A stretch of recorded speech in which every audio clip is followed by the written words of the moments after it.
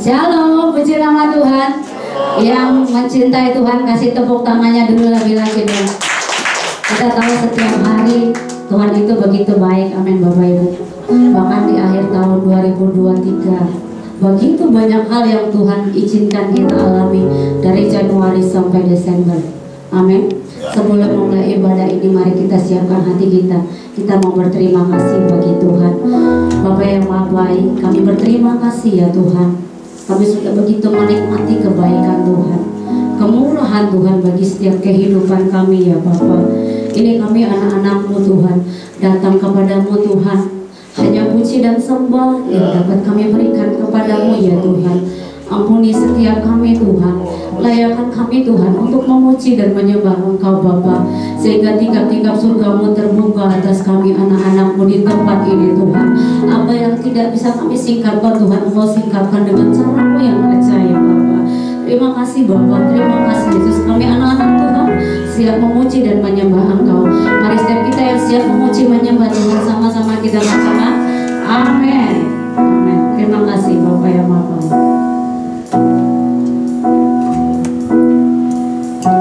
Setiap janji-Mu Tuhan ku simpan dalam lubuk hatiku.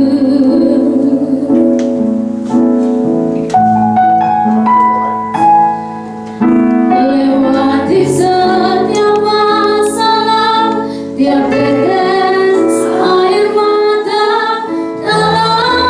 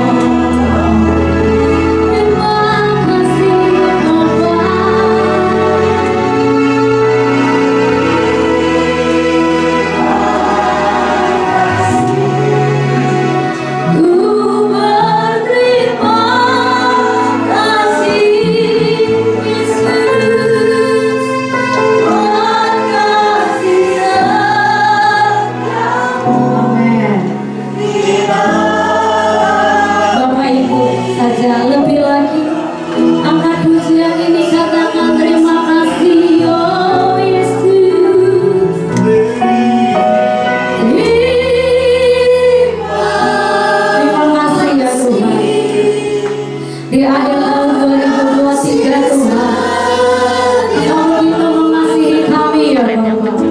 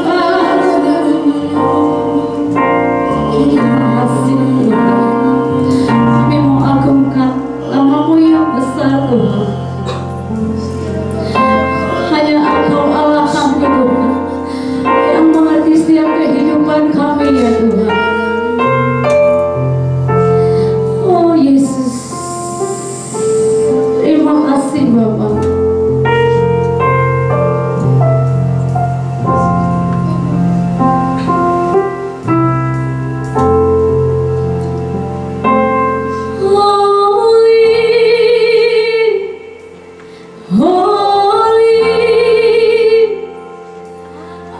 you, Lord God Almighty.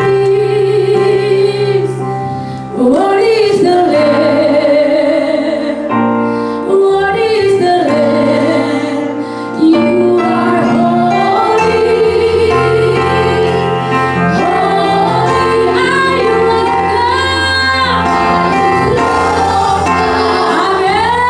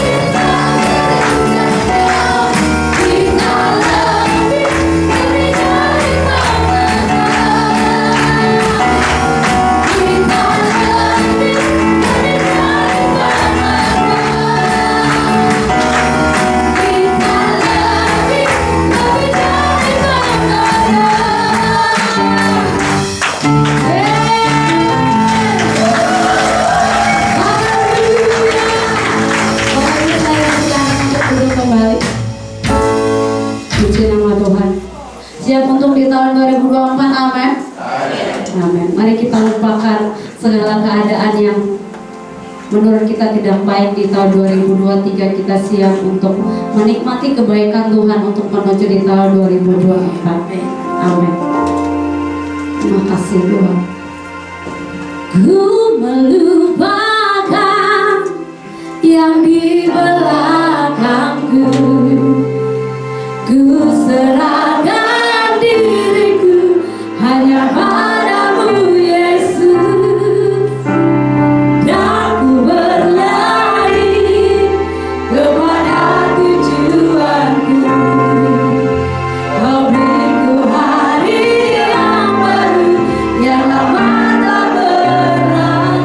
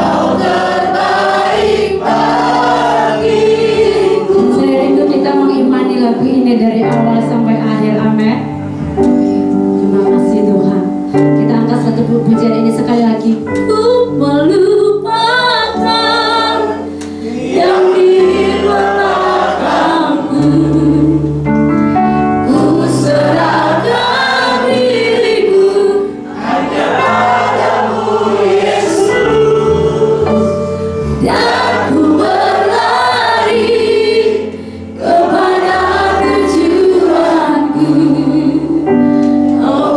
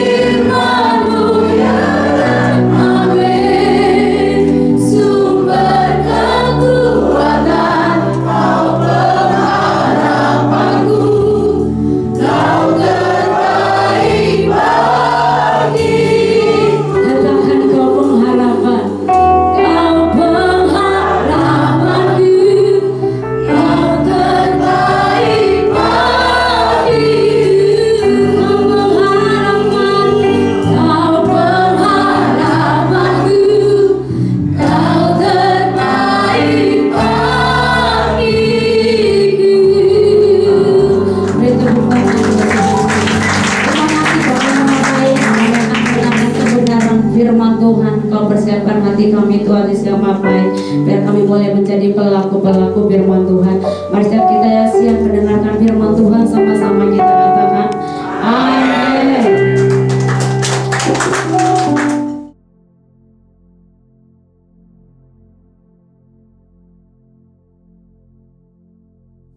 Shalom semuanya. Hari ini kita merayakan Natal bersama-sama. Tema Natal untuk tahun 2023 adalah kemuliaan bagi Allah dan damai sejahtera di bumi. Pada waktu Tuhan Yesus lahir ke dalam dunia ini, ada dua kelompok orang yang datang kepada Tuhan Yesus untuk menyembah Dia. Kelompok pertama yaitu para gembala yang mewakili orang-orang sederhana, baik secara ekonomi maupun kepandaian. Mereka juga adalah orang-orang Yahudi. Kelompok kedua adalah orang-orang Majus dari timur yang mewakili orang-orang yang bukan Yahudi dan orang-orang yang kaya dan pandai. Jadi Tuhan Yesus datang ke dalam dunia bukan hanya untuk orang-orang Yahudi saja, bukan untuk orang-orang yang kaya dan pandai saja, tetapi Tuhan Yesus juga datang untuk orang-orang yang bukan Yahudi dan orang-orang sederhana. Tuhan Yesus datang untuk semua orang. Sesuai dengan yang tertulis dalam Lukas 2 ayat 8 sampai dengan 12. Ketika para gembala sedang menjaga ternaknya, mereka dikunjungi seorang malaikat untuk menyampaikan pesan surgawi kepada mereka. Kata malaikat itu pada mereka, "Jangan takut, sebab sesungguhnya aku memberitakan kepadamu kesukaan besar untuk segala bangsa. Hari ini telah lahir bagimu juru selamat, yaitu Mesias Tuhan di kota Daud. Inilah tandanya bagimu. Kamu akan menjumpai seorang bayi yang dibedung dan terbaring di dalam palungan." Tuhan Yesus datang ke dalam dunia ini sebagai juru selamat bagi umat manusia. Alkitab berkata, semua orang telah berbuat dosa. Semua orang telah berbuat dosa dan telah kehilangan kemuliaan Allah. Upah dosa adalah maut, mati, tempatnya di neraka. Tuhan Yesus datang ke dalam dunia untuk menyelamatkan manusia dari hukuman kekal itu. Yohanes 3 ayat 16 berkata, "Karena begitu besar kasih Allah akan dunia ini, sehingga Ia telah mengaruniakan anaknya yang tunggal, supaya setiap orang yang percaya kepadanya tidak binasa, melainkan beroleh hidup yang kekal." Saya mengajak kita semua agar percaya dan mengenal Tuhan Yesus, supaya kita mendapatkan hidup kekal selama-lamanya. Haleluya! Setelah malaikat menyampaikan kabar sukacita itu, maka bersama dengan malaikat itu, sejumlah besar bala tentara surga yang memuji Allah. Katanya, "Kemuliaan bagi Allah di tempat yang maha tinggi, dan damai sejahtera di bumi di antara manusia yang berkenan kepadanya." Kemuliaan bagi Allah di tempat yang maha tinggi, damai sejahtera di bumi di antara semua umat manusia yang berkenan padanya. Kemuliaan bagi Allah di tempat yang maha tinggi, damai sejahtera di bumi di antara semua umat manusia yang berkenan padanya. Di antara semua umat manusia yang berkenan padanya.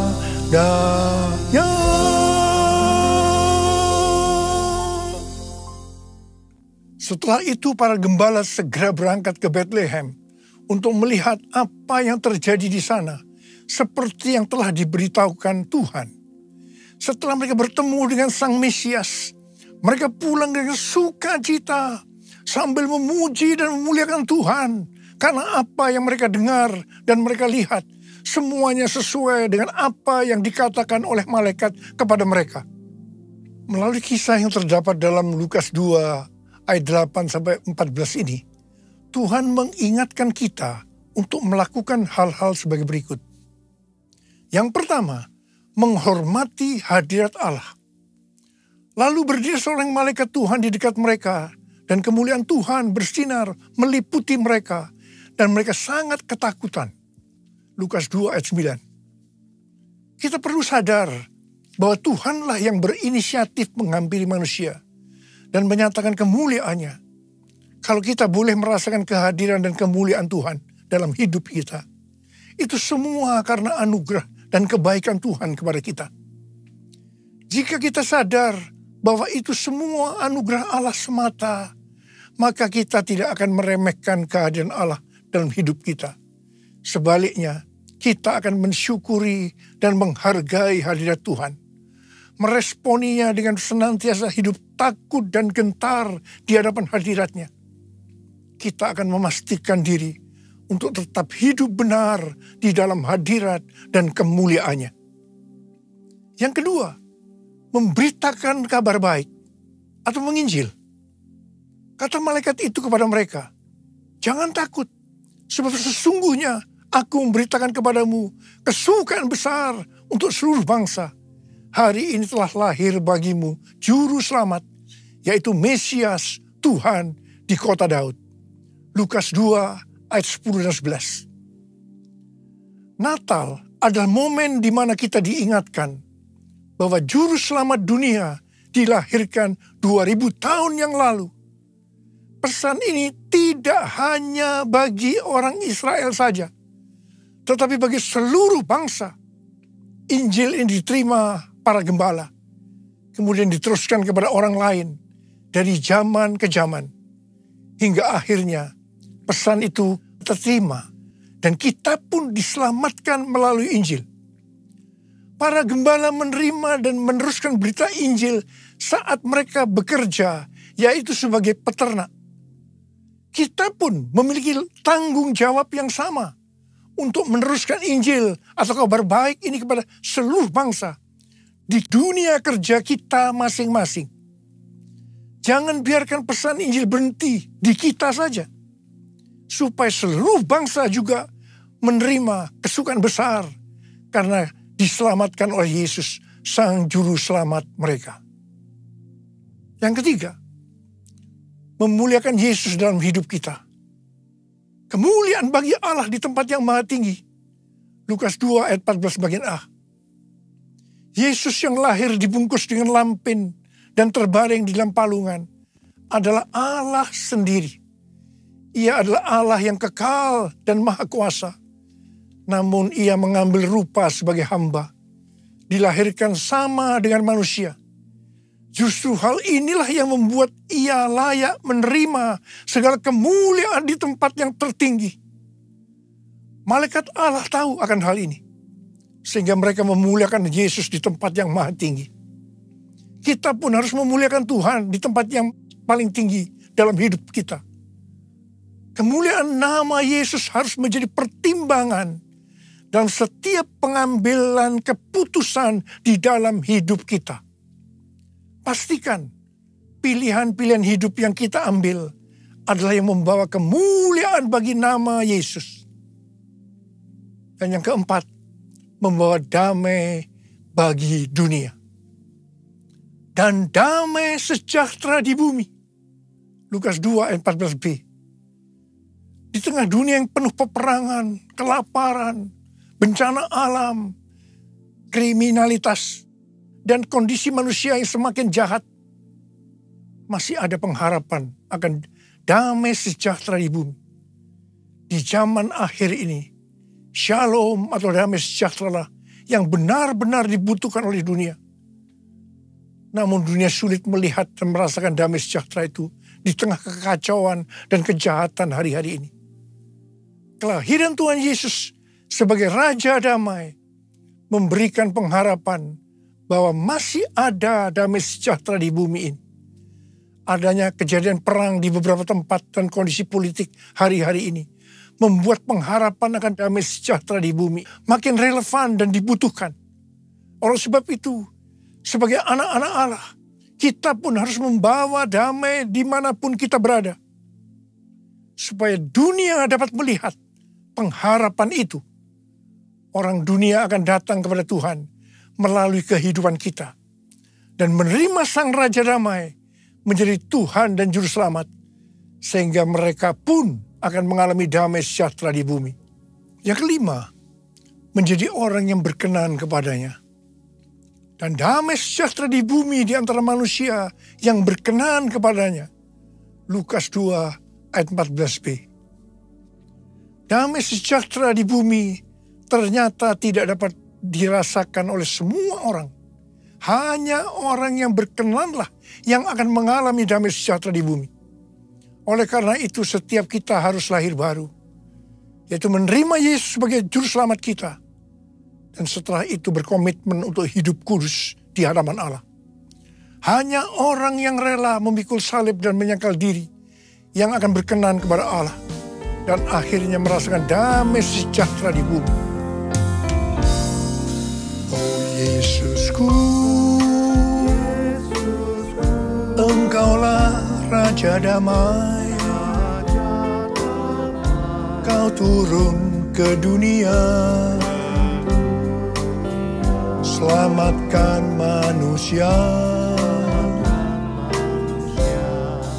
Oh Yesusku,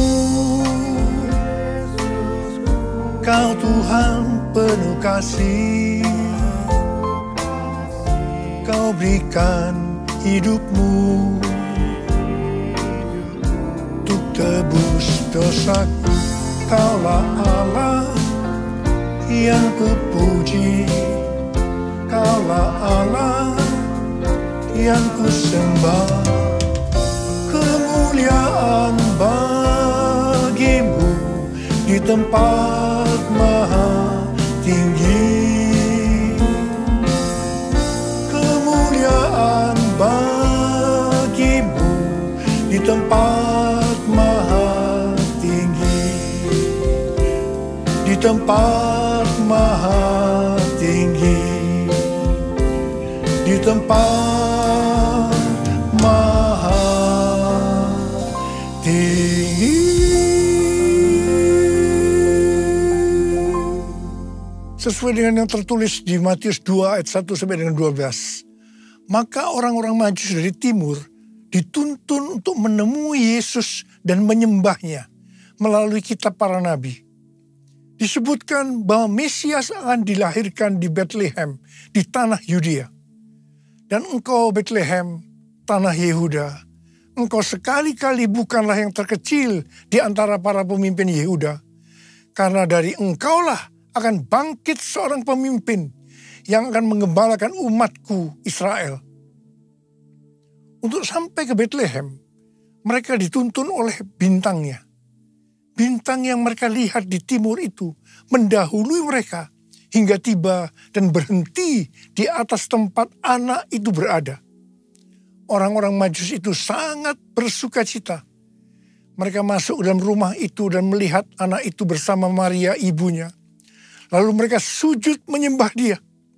Mereka pun membuka tempat harta bendanya dan mempersembahkan persembahan kepadanya, yaitu emas, dupa, atau kemenyan, dan mur. Setelah itu orang-orang Majus ini pulang ke negerinya melalui jalan lain. Hari-hari ini Tuhan berbicara sangat kuat kepada kita tentang sembahyang. Sembahyang berasal dari kata sembah dan hyang. Hyang berasal dari kata Sanskerta, bahasa Bali dan Jawa kuno yang berarti yang maha suci, yang maha kuasa. Untuk kita sebagai orang percaya, Dia itu adalah Allah yang kita kenal dengan nama Tuhan Yesus Kristus. Kata sembah ada dua macam arti. Dalam arti sempit adalah masuk dan merasakan hadirat-Nya dalam doa, pujian, dan penyembahan. Dalam arti luas adalah taat kepada perintahnya. Tema Natal 2023, kemuliaan bagi Allah dan damai sejahtera di bumi. Ini adalah pujian bala tentara surga meresponi pemberitaan malaikat tentang kelahiran Juru Selamat Kristus Tuhan. Dengan kata lain, bala tentara surga ini melakukan sembahyang.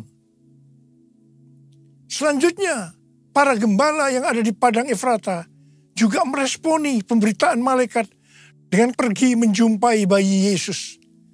Setelah mereka melihat Yesus, kembalilah gembala-gembala itu sambil memuji dan memuliakan Allah. Para gembala ini juga melakukan sembahyang. Kisah Natal tidak dapat dilepaskan dari kisah orang-orang Majus yang dituntun bintang ilahi untuk datang ke Bethlehem melihat Yesus. Mereka sujud menyembahnya dan mempersembahkan persembahan kepadanya, yaitu emas, kemenyan, dan mur.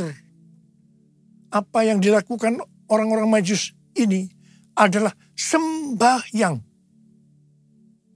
Kita melihat bahwa kisah kelahiran Yesus adalah juga kisah orang-orang yang meresponi kedatangannya ke dunia dengan sembahyang. Demikian juga kita semua. Tuhan ingatkan untuk banyak sembahyang dalam perayaan Natal tahun ini. Setelah melakukan sembahyang, orang-orang Majus diperingatkan dalam mimpi supaya jangan kembali kepada Herodes, melainkan mengambil jalan lain untuk pulang ke negerinya. Jalan lain ini berbicara tentang hasil dari tuntunan Tuhan bagi orang-orang yang sembahyang. Dalam perayaan Natal 2023 ini, saya mengajak kita semua untuk banyak sembahyang. Tahun 2024 akan banyak diselimuti dengan ketidakpastian. Sesuatu yang belum pernah kita alami sebelumnya. Sebagai akibat dari goncangan demi goncangan yang melanda bumi. Lewat sembahyang ini, Tuhan akan menuntun kita saat melalui jalan-jalan lain. Atau jalan yang belum pernah kita tempuh sebelumnya. Ku nyanyi Hosana bagi Rajaku yang duduk di takhta. Aku muliakan dan ku agungkan, Kau layak disembah. Ku nyanyi Hosana bagi Rajaku yang duduk di takhta. Aku muliakan dan ku agungkan, Kau layak disembah. Kau layak disembah. Kau layak disembah.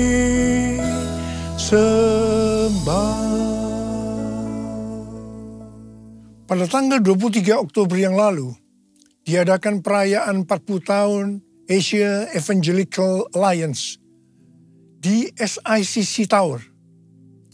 Pada kesempatan itu, saya berbicara tentang Pentakosta ketiga. Lewat acara ini, dihasilkan komitmen untuk melakukan segala upaya dalam menuntaskan amanat agung di Asia dan sekitarnya, terutama dalam 10 tahun ke depan, sampai dengan tahun 2033. Haleluya! Acara ini mengambil tema, jalan itu belum pernah kamu lalui dahulu. Dari Yosua 3 ayat 4. Ini adalah bagian dari kisah perjalanan bangsa Israel ke tanah perjanjian yang dipimpin oleh Yosua. Dalam menempuh perjalanan ke tanah perjanjian, mereka harus melalui jalan yang belum pernah dilalui sebelumnya. Karena itu, mereka diperintahkan untuk mengikuti tabut. Sama halnya dengan gereja Tuhan hari-hari ini.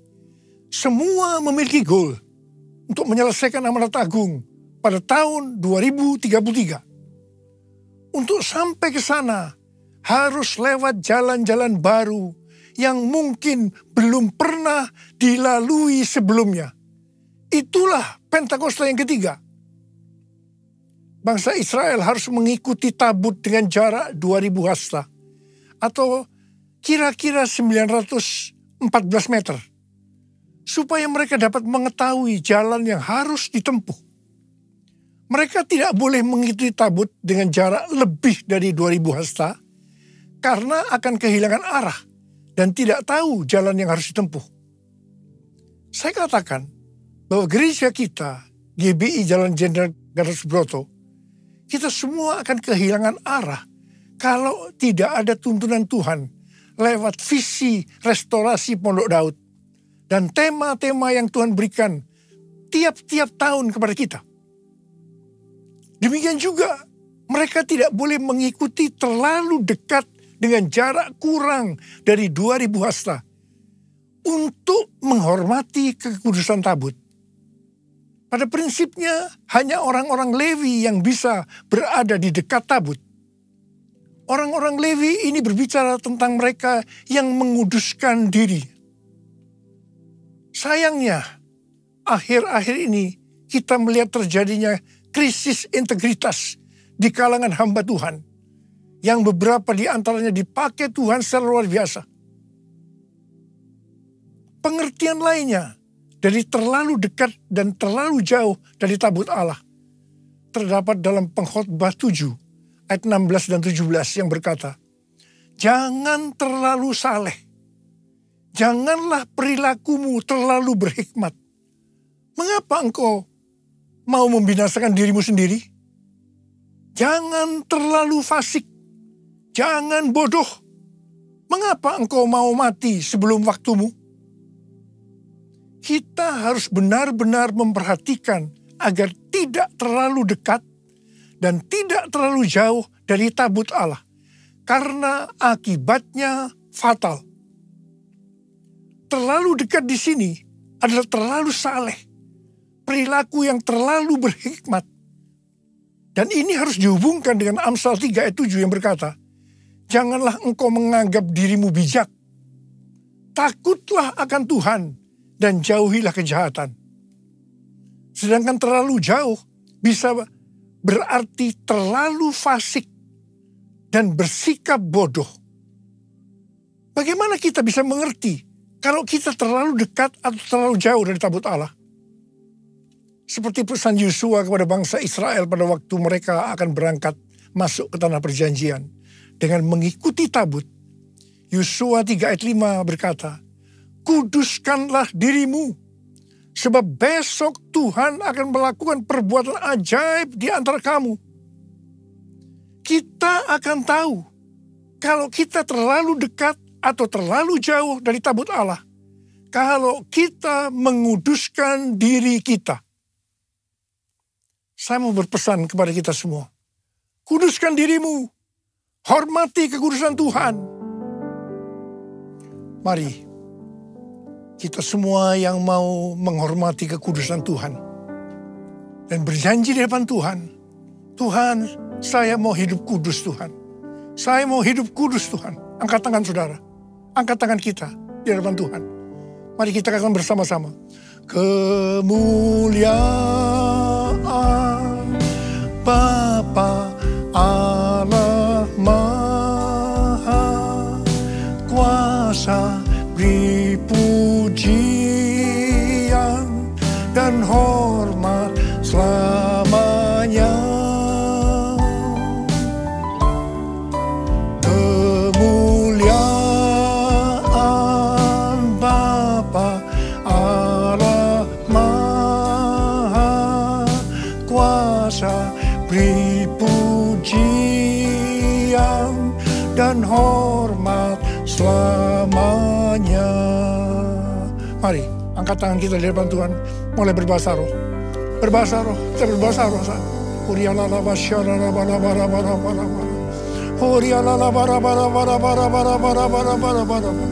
Oh ya Tuhan, ya Tuhan, ya Tuhan. Oh rana makana maya rana maya rana. Bapa, ya Bapa, urapi kami semua, urapi anak-anak-Mu Tuhan. Kami akan masuk dalam tahun yang baru, tahun 2024. Sebentar lagi Tuhan, urapi kami. Kami mau berjanji di hadapan Tuhan, kami akan menghormati kekudusan Tuhan. Kami akan menguduskan diri kami setiap saat. Oh, terima pengurapan Tuhan. Terima. Oh, kemuliaan Bapa Allah Maha Kuasa, beri pujian dan hormat selamanya. Kemuliaan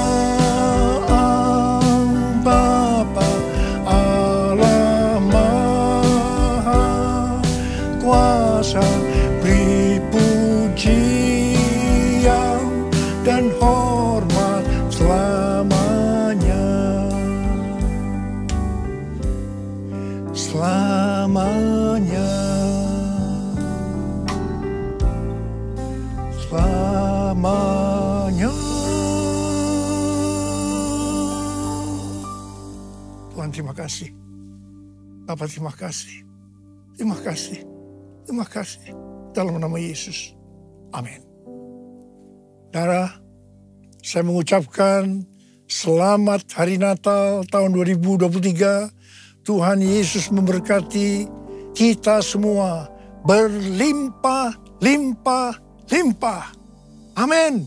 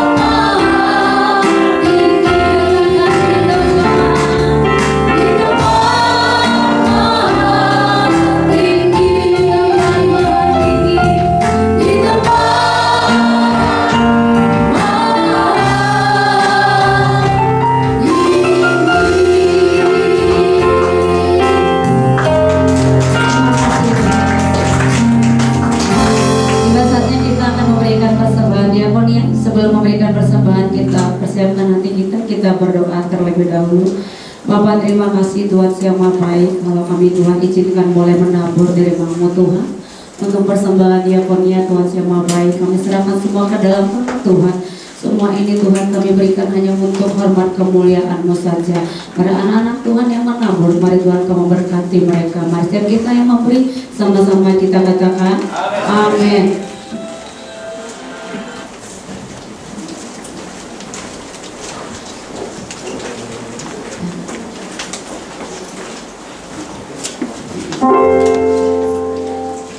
Ku melupakan yang di belakangku, ku serahkan hidupku hanya padamu Yesus, dan ku berlari kepada tujuanku.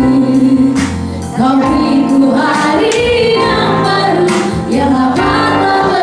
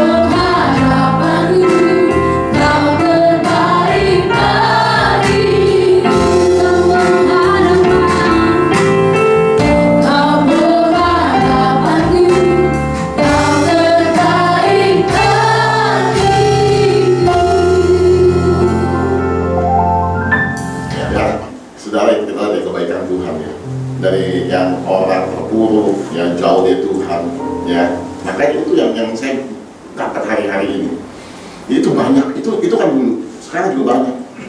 Hari Minggu di gereja, hari Minggu khotbah, hari-hari lain nggak tahu kayak gimana. Ya makanya jangan seperti itu. Hari Minggu angkat tangan, haleluya. Tapi hari-hari biasa bagaimana kehidupan kita, dagang kita. Tadi kuat hari-hari katakan sembahyang. Banyak sembahyang, banyak ada dalam hadirat Tuhan.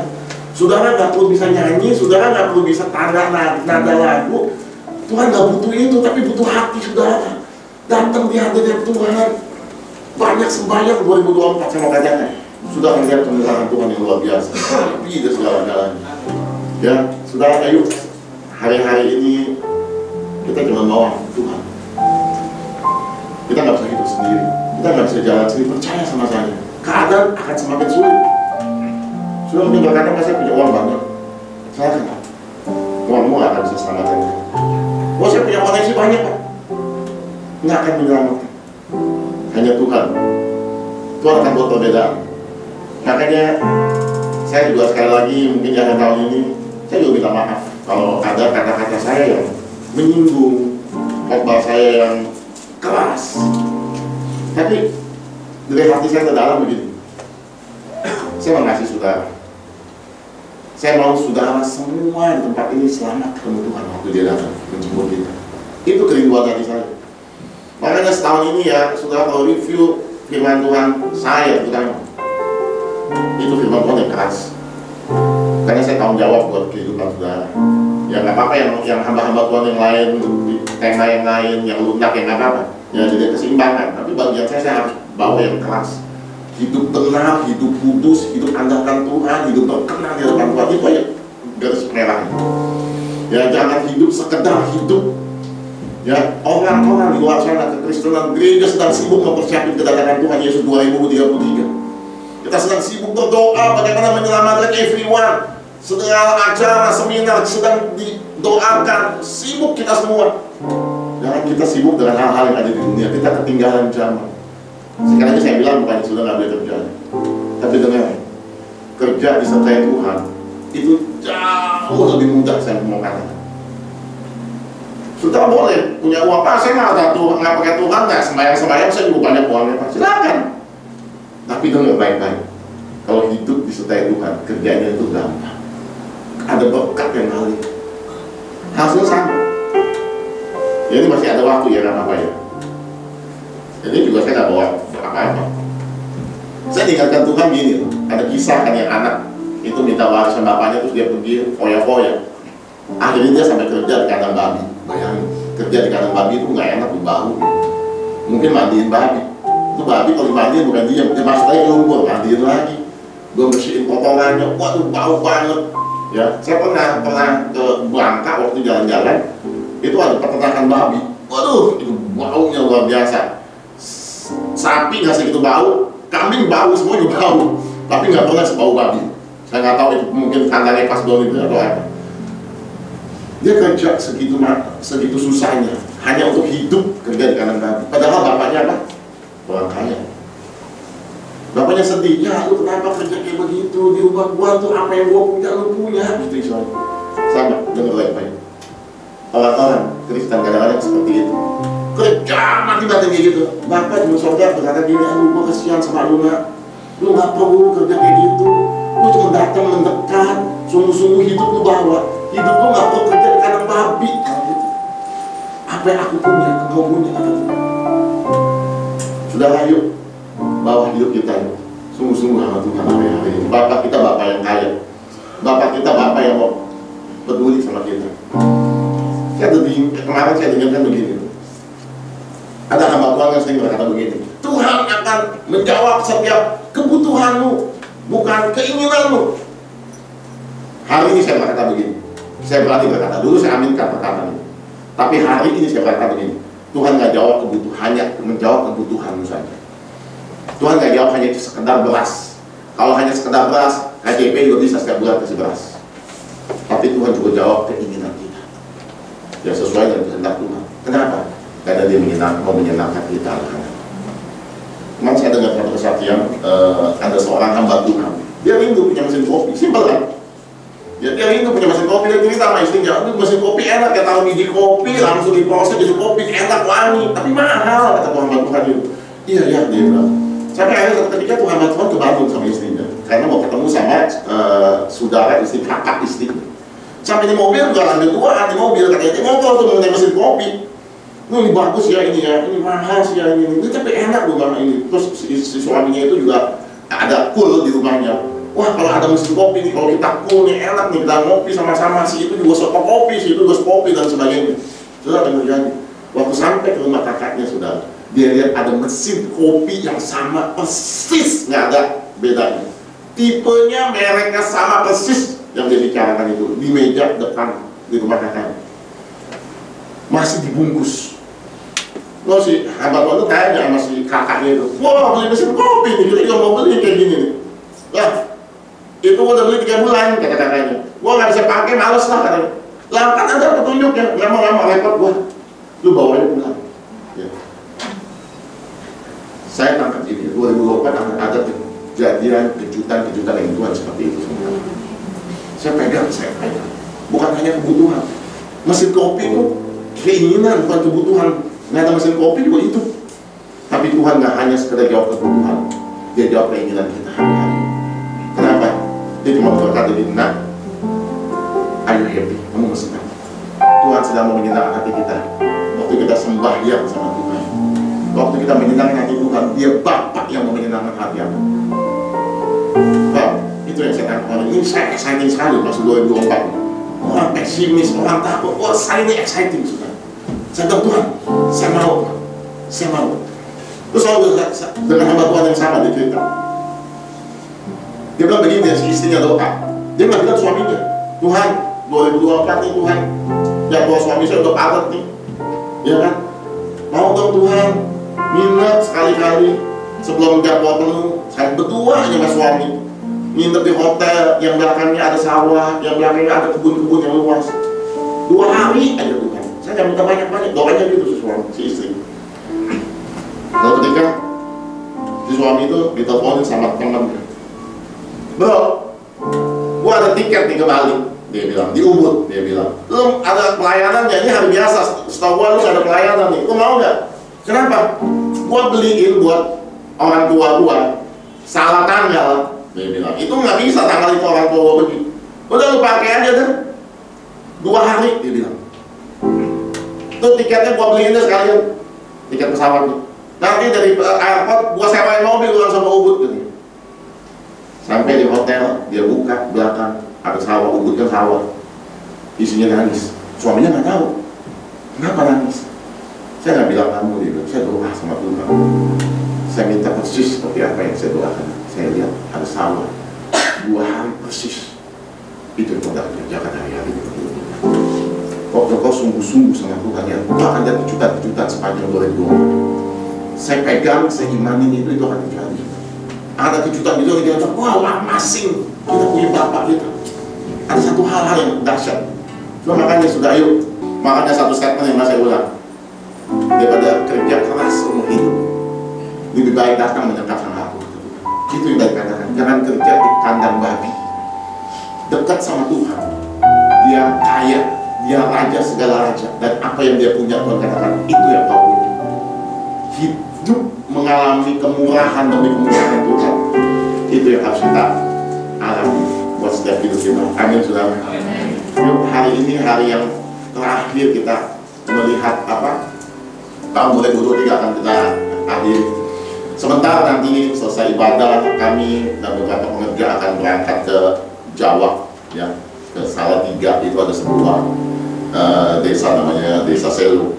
Ya mungkin perjalanan kurang lebih 8 jam. Kita nanti jam 1 kita mulai berangkat, mungkin sampai malam. Besok pagi kami pelayanan jam 9 pagi di sebuah gereja, lalu disambut lagi jam 2 siang besok saya. Dan lalu besoknya lagi lusa, artinya tanggal 26 kami kumpulkan, ada kumpul 200 hamba-hamba Tuhan di desa. Kami kumpulkan di sana. Ya, kami juga datang tidak dengan tangan hampa, kita memberkati mereka. Ya, jadi sekali lagi bagi saudara yang masih mau mendukung pelayanan memberkati gereja-gereja yang ada di Jawa, silakan hari ini terakhir. Ya, sampai nanti sore kali tanggal 26 kita masih ibadah lagi di gereja lain. Saudara, ayo sama-sama yuk. Kita mau berjuang, kita mau sama-sama bekerja di ladang Tuhan dengan giat, ya, dengan terus, ayo on fire terus. Saya dijaga api saya mau on fire terus sama Tuhan. Ya, doakan supaya kami tiba dengan selamat, nggak kurang satu apapun. Ya, Andre juga nanti bawa mobil, kami bawa mobil, ya, Andre bawa mobil, saya bawa mobil. Ya, itu, nah, jadi hari ini juga Tuhan mengingatkan kita untuk tadi betul lagu itu juga konfirmasi, ya kan, melupakan. Jadi begini, kita berbenah, ya, satu kata ya akhir tahun ini ya, saya nggak khotbah ya. Satu kata akhir tahun ini saya mau katakan apa? Bebenah. Tahu ya bebenah ya? Nggak tahu? Beberes. Kenapa diberesin? Kayak mana istri saya beres-beres rumah. Ya kan, laci diberesin, ternyata banyak barang-barang yang udah nggak kepake, yang nggak guna, itu dibuang-buangin, itu sekantong gede. Ya makanya saya dengar Oyan juga beres, dapat 2 Alkitab, masih dibungkus, ya kan, banyak buku-buku. Nah itu apa pentingnya beberes? Ya mari hari-hari ini sebelum masuk ke 2024, ya pesan saya di akhir tahun ini adalah ayo beberes hati kita, hidup kita. Jangan bawa yang lama masuk ke tahun yang baru. Jangan bawa luka hati, kecewa, tawar hati, roh yang padam masih dibawa masuk ke 2024. Artinya apa? Kalau kita masih bawa itu percuma. Hanya sekedar ganti kalender. Ini saya kemarin juga beberes. Saya beberes apa? Saya beberes handphone. Ya, ternyata itu handphone saya itu begitu banyak sekali. File-file yang udah nggak ada guna. Tahu sih WhatsApp orang kirimnya segala macamnya yang udah, apalagi yang dulu apa? COVID. Aduh banyak lah, ini lah makanan COVID segala macam. Aduh udah yang orang meninggal itu banyak banget. Itu saya buang-buangin. Ada kurang lebih sekitar 7.000 file yang saya buang. Coba bayangin nggak? Napas istilahnya yang saya punya ini. Dan waktu saya beberes-beberes, banyak hal-hal yang saya ketemukan juga yang bagus-bagus juga. Ya, ini kita sebentar aja ini. Nah, ini menarik. Nah, lihat di situ ada gambarnya menarik. Ini file lama nih, saya juga baru lihat lagi. Ini menarik sekali ya. Nah, sebelah kiri tugas itu sedikit orang yang ngerti yang masuk sini. Yang di kanan to church, gereja. Nah, rame ngerti. Nah ini yang saya selalu sampaikan. Ya, many are asking when will we return to church. Banyak orang tanya kapan tuh kembali ke gereja. Tetapi the greater question, pertanyaan yang bagus yang benar adalah when will we return to God. Kapan kita kembali kepada Tuhan. Not just save you, nggak ada gereja yang diselamatkan kamu. God save you through Jesus Christ. Hanya Yesus, Tuhan Yesus melalui diselamatkan oleh Yesus Kristus. We must return to God. Ya, gambar ini mewakili. Yuk kita orang-orang di sini hanya tak mau yang ke God. Artinya apa? Kita hidup benar, kita menghormati Tuhan, kita hidup kudus, kita sembahyang. Ini ya. Dan ini yang sedikit. Ingat gak khotbah saya kalau saudara? Ini yang sedikit. Orang gereja banyak, tapi hanya sedikit yang tentu. Nah, ada satu gambar lagi yang menarik juga, apa ya? Nah, ini juga. Ya, ini tulisan. Many Christians grow up in church. Banyak orang Kristen bertumbuh di gereja, but never grow in Christ. Tapi nggak pernah bertumbuh di dalam Tuhan. They know hymns, dia tahu pujian, dia tahu lagu-lagu Kristen, lagu-lagu gereja, but they don't know Him. Tapi dia nggak tahu tentang Yesus. Ini, ya banyak orang Kristen bertumbuh di gereja, wah aktif pelayanan hebat, ya. Tapi dan dia tahu lagu-lagu, ya kan. Dia know hymns, dia tahu nyanyi lagu ini bisa, nyanyi lagu ini tahu, kuncinya apa tahu bisa semua. Tapi dia nggak pernah tahu tentang Him, yaitu Yesus sendiri. Yuk saudara, saya cuma tutup akhir tahun ini dengan ini. Yuk kita bawa hidup kita sungguh-sungguh, yang melayani sungguh-sungguh. Jangan mainnya seenak kita, maunya kita. Ini enak gue ikut, ini nggak enak gue nggak ikut. Itu bukannya bayar dari paniko apa? Itu namanya belum tikul salib. Tikul salib itu nggak enak, ada beban, tapi itu yang harus kita pikul. Nggak bisa, oh ini enak, gue mau pikul, oh ini nggak enak, gue nggak mau. Nggak bisa. Itu satu kesatuan kalau mau hidup. Benar-benar engkau mengalami 2024 hal-hal yang luar biasa. Ya, mungkin ada satu gambar lagi. Di kami, ini bagus sekali gambarnya. hebat ini gambar, ya. Dia datang, itu mempelai, itu para malaikat yang sedang menyanyi yang tadi dikatakan malaikat sembahyang. Dulu dia datang sebagai bayi yang dibungkus dengan kain ngamping, tapi sebentar lagi dia datang sebagai raja di atas segala raja.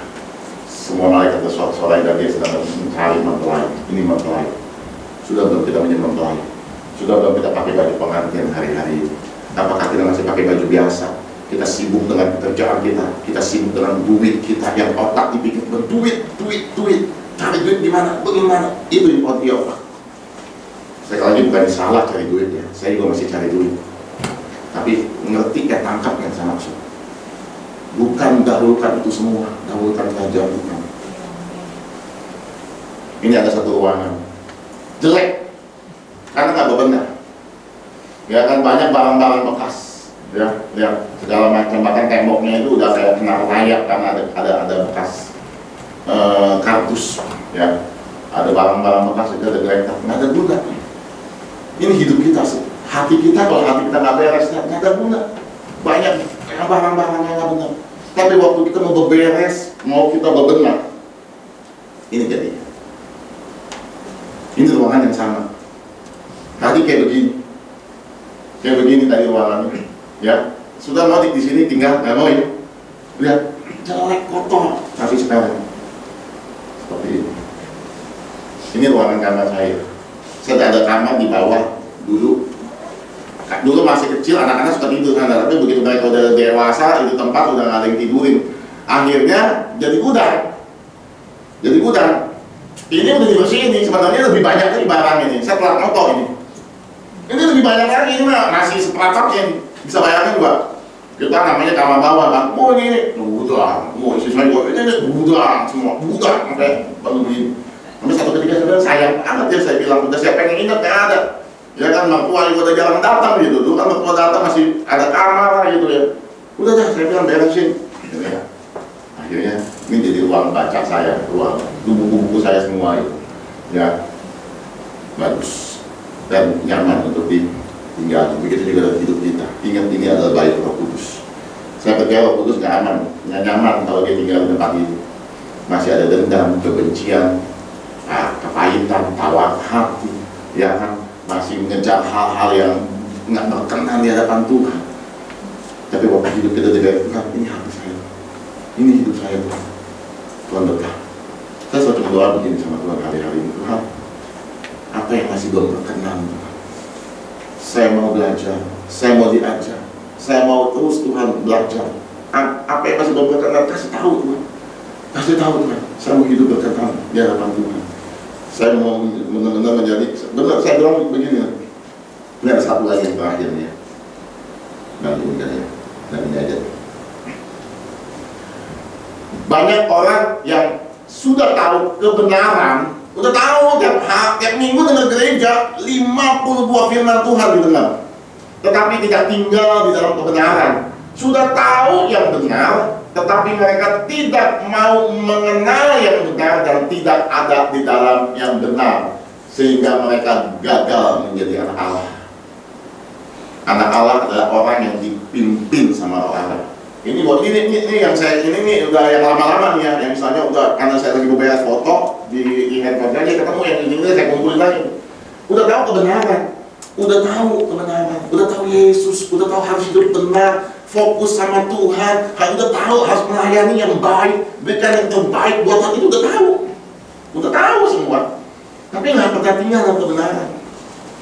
Ya, udah tahu yang benar, tapi nggak mau mengenal yang benar, sehingga hidup di dalam yang tidak benar dan mereka gagal jadi anak Allah. Yuk, hari ini kita mau hidup benar, hidup berkenan di hadapan Tuhan, menjadi anak Allah yang berkenan di hadapan Tuhan. Saya telepon inspirasi sama Daud 2 menit lagi ya. Daud, ini saya nggak khotbah saya, ada bahannya. Ya, saya tadi inspirasi sama Daud. Saudara tahu ya, waktu tabernakel Musa dibikin, itu Tuhan kasih perintah sama Musa. Allah kasih perintah, Musa, lu bikin tabernakel ya. Ya, kita tahu itu buat tempat orang sembahyang. Lu taruh, lu bikin namanya ruang Maha Kudus, lu taruh tabut di situ, lu bikin ruang kudus, taruh ini, lu bikin pekarangan ukurannya sekian, dari kayu sekian, slot, lu semua perintahnya detail dan Musa lakukan itu. Tetapi sama Daud, itu tabut itu dibawa, ya. Saya nggak cerita panjang itu, memang tabut itu tadinya tuh dibawa sama orang Filistin. Singkat kita direbutlah sama orang Filistin, dibawa sama Daud. Waktu tabut itu dibawa, itu nggak dikembalikan ke tabernakel Musa yang harusnya ada di bawah Maha Kudus. Dia bawa ke tempatnya, ya, ke kota Sion. Dia bawa di situ, ke Yerusalem, ya, di Bukit Sion itu. Dia taruh itu tabut. Tabut itu kalau sudah pikir ya itu semen kayu yang kurang lebih 1,5 meter kali 90 cm, tinggi kurang lebih 90 cm. Di atasnya ada emas murni itu malaikat yang sedang begini, rubin. Ya, itu tabut. Di dalam tabut itu ada loh, batu, 10 perintah Tuhan, ada mana yang orang Israel makan, dan ada tongkat Harun yang bertunas. Ya, itu dalam tabut. Bayangin, si Daud tuh pinter-pinternya sok-sokan itu bawa itu tabut. Cuma itu taman tenda. Coba bayangin, yang tadinya itu letak di dalam, hanya imam besar yang boleh masuk melihat tabut itu, dan itu pun 1 tahun sekali. Tapi sama si Daud itu dibawa itu tabut, ditaruh sama tenda. Cuma dikelilingin sama orang-orang menyanyi. Ada 4.000 orang Daud siapkan orang itu menyanyi 24 jam. Bayangin, yang tadi itu diperintahkan Tuhan segitu detailnya, itu Daud tuh seolah-olah angkat itu tabut, dia nggak ada korban di situ. Orang mau masuk tabut itu mesti bawa korban, mesti bakar ini, mesti kemenyan, ada roti pertunjukan, ada kakidian, ada meja ukupan, itu ribet. Sama itu cuma diangkat untuk tabut, dikasih pujian penyembahan 24 jam. Tuhan tuh malah senang di situ. Itu luar biasa. Saya pengen ngobrol sama saya, itu tahu kita pintaran sosokannya hebat dia, saya bilang. Dia mengerti itu Tuhan. Bayangin nggak ada korban loh di situ, nggak ada lagi bakar kambing gitu. Jadi ada 2 waktu itu, ada si Musa punya, ada Daud punya. Yang Musa punya tetap ada korban di sana. Tapi tabut itu udah ada, tabutnya ada di sini. Dan itu yang hanya dikelilingi sama pujian penyembahan 24 jam. Daud mengerti. Dan Tuhan yang hukum. Itu harusnya tuh ngomong kasarnya, kalau dia salah itu habis tuh Daud mati tuh. Ngomong kasar itu sok-sokan lah. Gua maunya kayak gitu. Ada ruang kudus, ada rumah kudus, ada pekarangan, ada korban ini, korban pembasuhan. Tapi lu enak-enak kan lu bawa tabut itu kan dikelilingi dengan tenda, nggak ketutup, orang saya bisa lihat itu tabut. Tapi dia tahu nggak dia apa-apain, bahkan Tuhan berkata aku berkenan. Makanya itu dapat pemulihan pondok Daud. Saya belum pujian penyembahan 24 jam. Saudara, hari-hari ini masuk sembahyang. Dari panibatan sembahyang. Ya, masuk hadirat Tuhan di dalam kamar sudah doa. Berapa lama Pak terserah, mau sudah 15 menit, 30 menit. Mungkin ada lagu yang sudah terngiang-ngiang di ini sudah nyanyi, mungkin ada gitar, nggak apa-apa, saya juga nggak pernah pakai gitar. Ya saya nggak bisa main gitar, ya kan, tapi nyanyi, nyembah Tuhan, minta Tuhan tuh, ini Tuhan hidup saya, bersihkan apa yang masih saya gantung, lepaskan Tuhan. Saya nggak mau hanya gantung sama Tuhan. Engkau boleh punya uang, tapi waktu engkau gantungkan sama uang, engkau sedang hidup dalam penyembahan kepada Mammon. Waktu itu saya pernah kasih tahu waktu yang kamu investkan, uang yang kamu investkan, segala upaya pikiran yang kamu investkan, aku akan kasih tahu kepada siapa aku akan nyembah, kepada siapa kamu menyembah. Jangan bilang kita menyembah Tuhan, tapi sementara kita nggak menyembah Tuhan sebenarnya.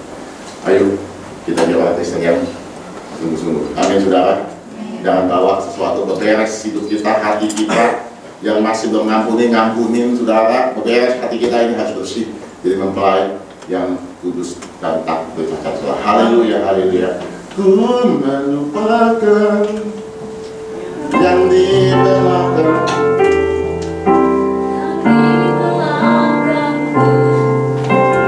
Ku serahkan diriku hanya padamu Yesus. Aku berlari kepada tujuanku.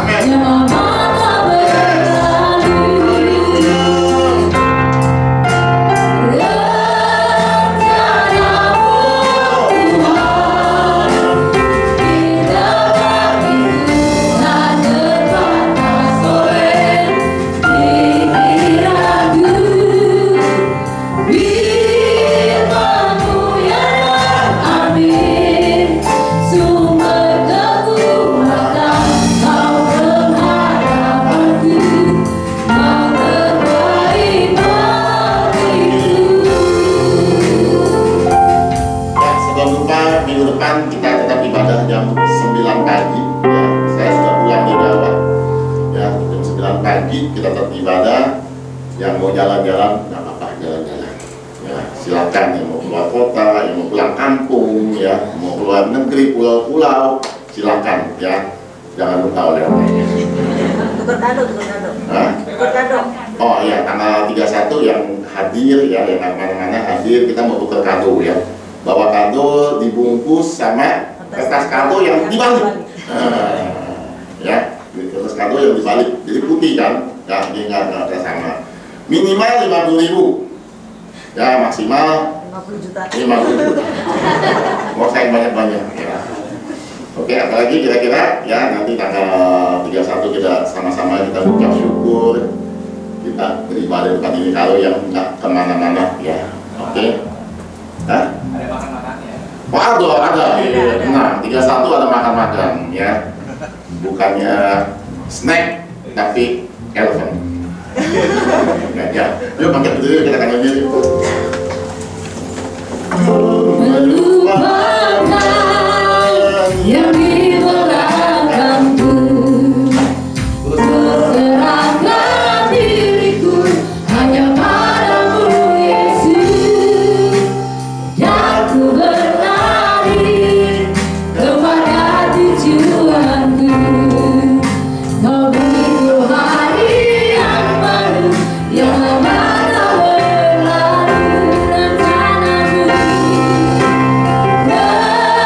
Rencanamu, Tuhan, indah bagiku, tak terbatas oleh pikiranku. Firman-Mu yang aneh, sumber kekuatan. Kau pengharapanku, Kau terbaik bagiku.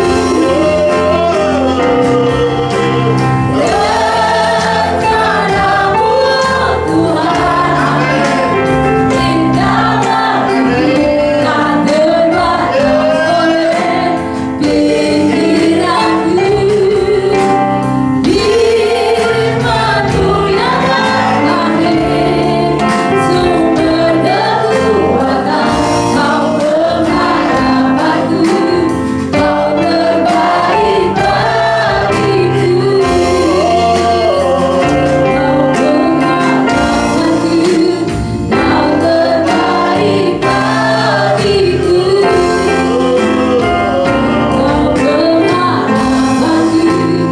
Kau terbaik bagiku. Bapak, terima kasih Tuhan. Satu perkataan yang kami mau katakan hari ini, Engkau Allah yang baik. Amin. Engkau Allah yang menyertai hidup kami. Tuhan, kami nggak mau berjalan memasuki 2024 tanpa Tuhan.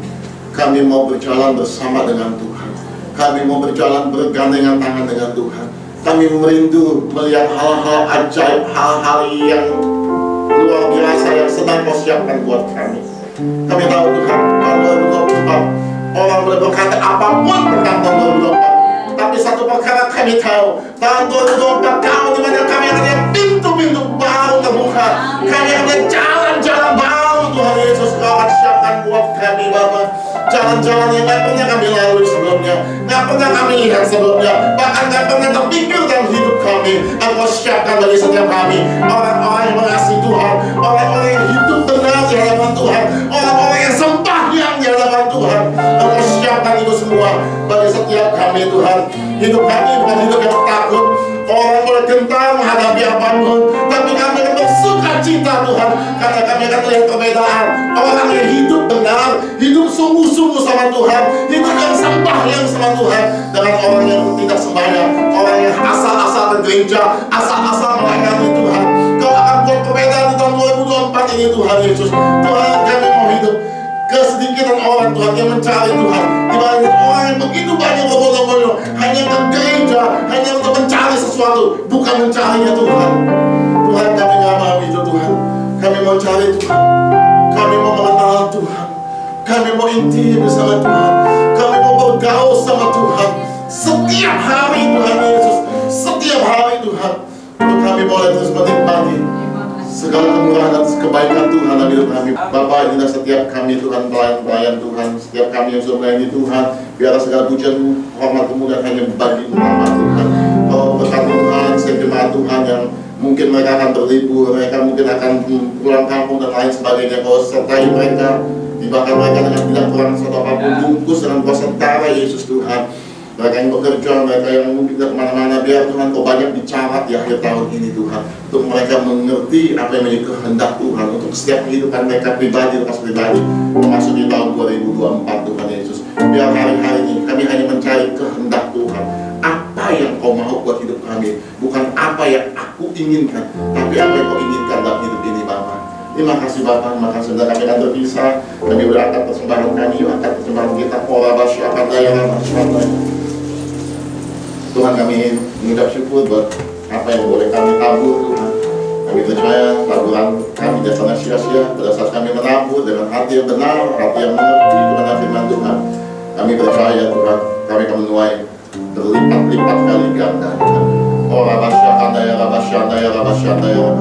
Hamba juga berdoa buat setiap mereka yang sudah memberkati gereja ini, buat setiap persembahan Natal, persembahan buat pribadi buat hamba dan keluarga. Tuhan, hamba berdoa di tempat ini, berkati mereka melimpah-limpah Tuhan. Mereka sudah mengerti arti memberi Tuhan di Natal ini Tuhan. Berkati apa yang mereka boleh tabur Tuhan. Mereka berlimpah-limpah, menuai Tuhan apa yang mereka sudah tabur Tuhan. Kami percaya Tuhan Yesus, Engkau tidak pernah meninggalkan orang-orang benar Tuhan. Engkau akan mencukupi, bahkan melimpah-limpah, memberkati setiap mereka Tuhan. Terima kasih Bapak. Kami yang berpisah, sertai kami di bahkan tempat tujuan kami dengan tidak kurang suatu apapun. Mari kita akan dulu kita tiba berkati pada Allah Bapa di surga. Oh Rabasya tanda yang rabaya. Oh ya Rabasya, kekasih-kekasih Allah pulang. Terimalah berkat kasih sukacita damai sejahtera daripada Allah Bapa di dalam Anak yang tunggal yang mengasihi kita Yesus Kristus Tuhan, dan persoalan hiburan yang manis Roh Kudus menyertai kita semua mulai hari ini sampai kedatangan Yesus kedua kali menjemput kita di awan-awan yang peramai, bahkan sampai selama-lamanya. Kita yang terkait dan terima berkat, sama-sama katakan amin. Selamat siang, Tuhan memberkati. Selamat Natal, selamat berlibur. Tuhan memberkati kita semua, amin.